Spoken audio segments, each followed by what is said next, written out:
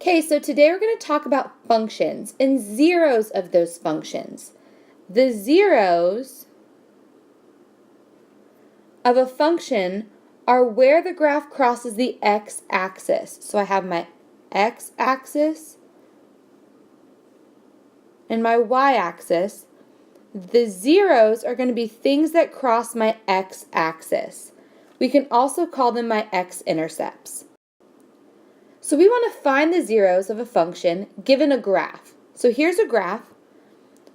Well, if I look at this graph, I want to see where does my green circle cross the x-axis?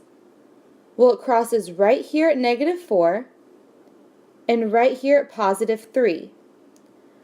Well, instead of just saying -4 and 3, I want to write those as points. So instead of this being your final answer should be -4, 0, meaning when x is -4, y is 0, and +3, 0. Those are where my graph crosses, or where that green circle crosses the x-axis. So these would be my final answers. Well, some of you guys are like, well, Miss Sawyer, what about these? What about those points? Do those count? Those are not zeros of the graph when we talk about zeros and x-intercepts. So don't write anything that crosses the y-axis down as a zero. The only zeros are those x-intercepts, or where your graph crosses the x-axis. So here's another one, finding the zeros given a graph. Well, if you look at the graph, it crosses right here at -2 and right here at +2.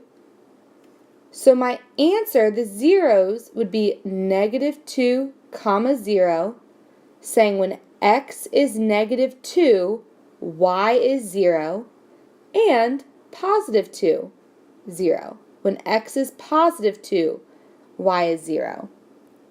This would be my final answer. Just for fun, what would be the domain of this graph?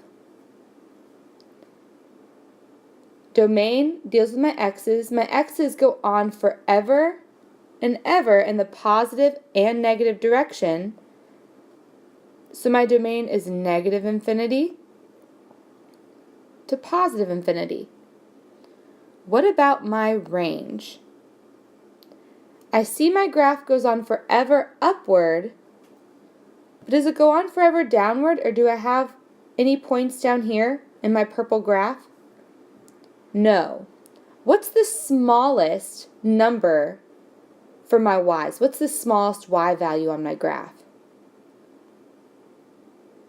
It's -2. So my range is -2, +infinity.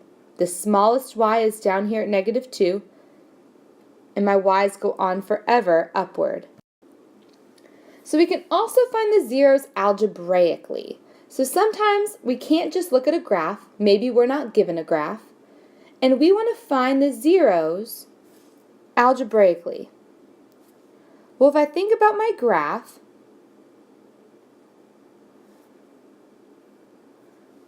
where do I substitute 0 in? What value would be 0? F of x or x? So remember, f of x is the same thing as y. Well, when I think back to zeros, and I think about those points, isn't it always a number, 0, meaning my y value is always 0 when I talk about my x-intercepts? Yeah. So y is going to equal 0, or that whole f of x piece is going to equal 0. So if I want to find zeros algebraically, I put 0 in for f of x, so 0 in for that whole piece equals 1/3 x plus 5. Well, now I know how to solve for x to find what my x-intercept is. I want to subtract 5 from both sides. I get -5 equals 1/3 x. What can I multiply this x piece by to get that x alone? Can I multiply it by the reciprocal?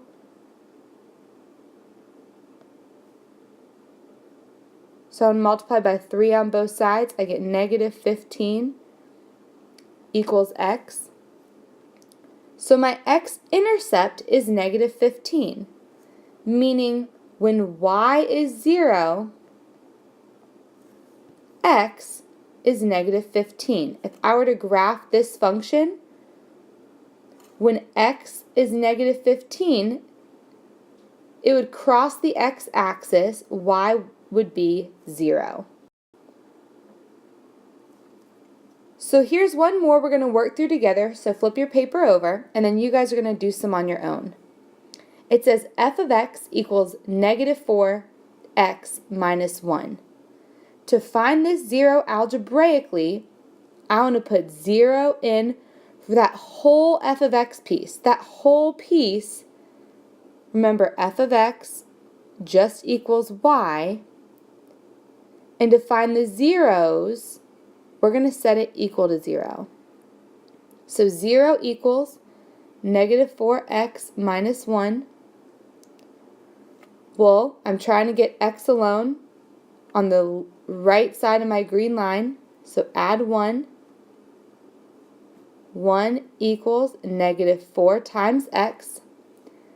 To get x alone, I have to divide on both sides by negative 4.